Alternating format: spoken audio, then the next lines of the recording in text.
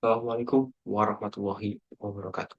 Salam sejahtera bagi kita semua. Yang saya hormati para pejabat struktural, petugas pelaksana, serta warga binaan pemasyarakatan yang hadir pada kesempatan kali ini.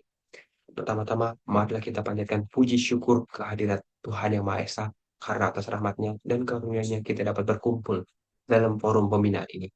Hari ini, saya ingin mengajak kita semua merenungkan dan bertindak atas sebuah isu yang sangat krusial dan mendesak, maraknya peredaran narkoba di dalam lembaga masyarakatan. Lapas seharusnya menjadi tempat pembinaan, bukan peredaran zat terlarang. Namun kenyataannya berbagai laporan dan temuan menunjukkan bahwa masih beredar, bahkan dikendalikan di dalam balik jeruji penjara. Ini bukan hanya ancaman terhadap keamanan, tapi juga pengkhianatan terhadap misi masyarakat itu sendiri. Lalu, bagaimana sih tujuan bersamanya?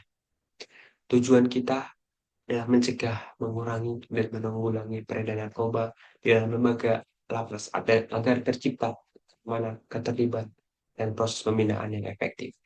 Untuk itu, kita menetapkan enam tujuan yang harus kita wujudkan bersama. Pemeriksaan barang dan tamu harus dilakukan secara ketat dan konsisten. Petugas lapas harus dibekali pelatihan deteksi narkoba minimal 2 kali setahun. Koordinasi dengan BNN, polisian, instansi terkait harus diperkuat. Program rehabilitasi dan konseling harus tersedia bagi pengguna. Aturan disipliner dan sanksi tegas harus diterapkan tanpa pandang bulu. Standar operasional prosedur terpadu harus disusun dan dijalankan untuk pengawasan dan pelaporan. Kemudian, mengapa sih narkoba bisa masuk ke dalam lapas kita? Mari kita pahami akar masalahnya. Peredaran narkoba di lapas terjadi karena berbagai faktor.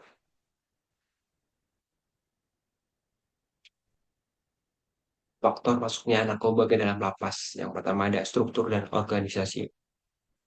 Ada overkapasitas dan kekurangan petugas membuat pengawasan yang semakin lemah. Kemudian yang kedua ada faktor sosial dan ekonomi. Warga binaan yang kecanduan atau butuh uang yang mudah tergoda. Yang ketiga, modul dan teknologi dan metode. Ponsel ilegal dan metode penyelundupan canggih memperparah situasi. Kemudian yang keempat ada kelembagaan dan kebudayaan. Korupsi internal dan lemahnya pembinaan rehabilitatif membuka celah. Kemudian yang kelima ada eksternal jaringan. Bandar luar di sana memanfaatkan lapas sebagai titik distribusi. Penegakan hukum harus dilakukan secara tegas namun adil.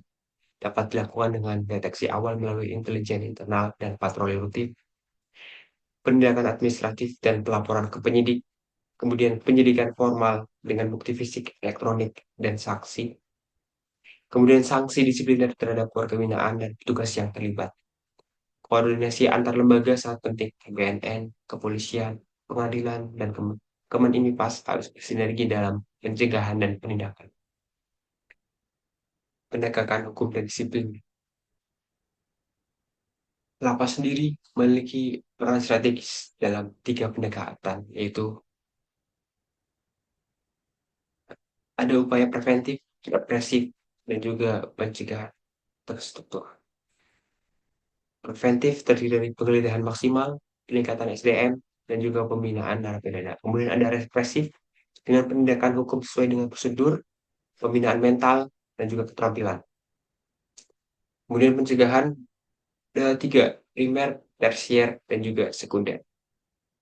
Primer dengan penyuluhan dan pendidikan bagi generasi muda, kemudian sekunder ada intervensi bagi yang memulai untuk mencoba narkoba, dan juga yang ketiga ada tersier, rehabilitasi dan reintegrasi sosial seperti pembebasan bersyarat bagi korban penyalahgunaan. Saudara-saudara sekalian, peredaran narkoba di dalam lapas bukan hanya pelanggaran hukum, pengkhianatan terhadap harapan masyarakat bahwa lembaga pemasyarakatan adalah tempat perubahan. Kita semua, petugas, warga binaan, memiliki tanggung jawab moral dan profesional untuk menghentikan siklus ini. Mari kita jadikan lapas sebagai tempat pembinaan yang bersih, aman, bermartabat. Dan mari kita bangun sistem yang kuat, budaya yang sehat, dan komitmen yang teguh untuk melawan narkoba. Karena hanya dengan itulah kita bisa menjalankan fungsi pemasyarakatan yang sesungguhnya. Terima kasih atas perhatian dan komitmen Anda semua. Wassalamualaikum warahmatullahi wabarakatuh. Salam pembinaan, salam integritas.